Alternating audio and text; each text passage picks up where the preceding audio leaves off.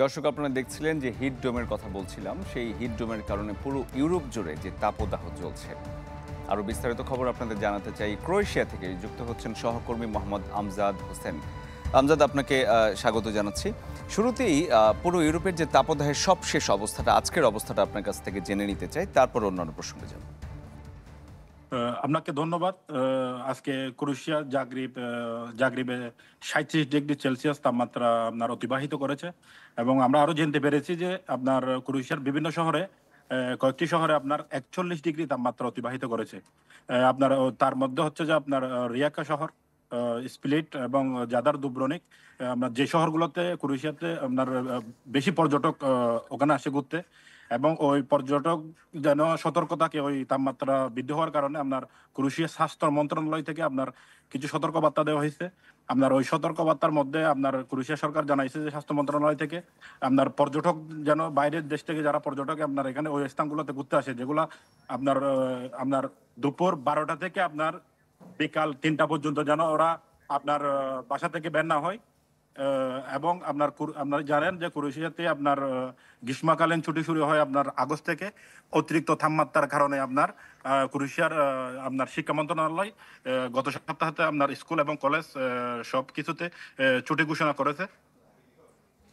আমজাদ, আরেকটি বিষয় জানতে চাই যে আপনি বলছিলেন যে গ্রীষ্মকালীন ছুটি ঘোষণা করা হয়েছে, তাহলে দিনের বেলায় তাপমাত্রা বেশি থাকছে।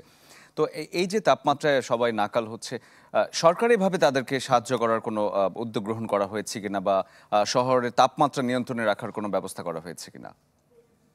তাপমাত্রা নিয়ন্ত্রণ রাখার জন্য আপনার ক্রোয়েশিয়ার সরকারে আপনার স্বাস্থ্য মন্ত্রণালয় এবং আবহাওয়া অধিদপ্তর এবং বিভিন্ন আপনার মন্ত্রণালয় থেকে অনেক ব্যবস্থা গ্রহণ করেছে।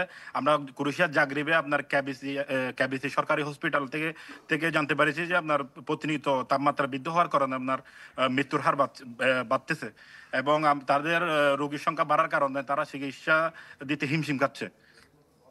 আমজাদ, আরেকটি বিষয় জানতে চাই যে হিট ডোমের একটি বিষয় তৈরি হয়েছে পুরো ইউরোপ জুড়ে এবং গরম বাতাস সেখানে আটকা পড়ে আছে।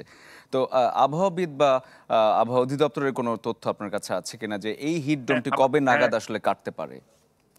হ্যাঁ, আবহাওয়া অধিদপ্তর থেকে আমরা গতকালকে জানতে পারছি যে ক্রোয়েশিয়াতে আপনার তাপমাত্রা বৃদ্ধি হওয়ার কারণ জানাচ্ছে যে দাবানল, আপনার বুলগারিয়া এবং মেসিডোনিয়া, এবং এবং আবহাওয়া অধিদপ্তর আরো জানাইছে যে আপনার কালকে থেকে আপনার ক্রোয়েশিয়া বিভিন্ন শহরে হালকা এবং মাঝারি ধরনের বৃষ্টি হওয়ার সম্ভাবনা রয়েছে। আপনার কালকে থেকে একটু তাপমাত্রা কম হওয়ার সম্ভাবনা রয়েছে। আবহাওয়া অধিদপ্তর থেকে আমরা আজকে জানতে পেরেছি। আমজাদ, আপনাকে অনেক ধন্যবাদ আমাদের সাথে যুক্ত হওয়ার জন্য। দর্শক, ক্রোয়েশিয়া থেকে আমাদের সহকর্মী যোগ দিয়েছিলেন এবং জানাচ্ছিলেন পুরো ইউরোপ জুড়ে যে তাপদাহ চলছে এবং হিট ডোম তৈরি হয়ে গেছে, যাতে করে গরম বাতাস ইউরোপের শহর জুড়ে আটকা পড়ে আছে।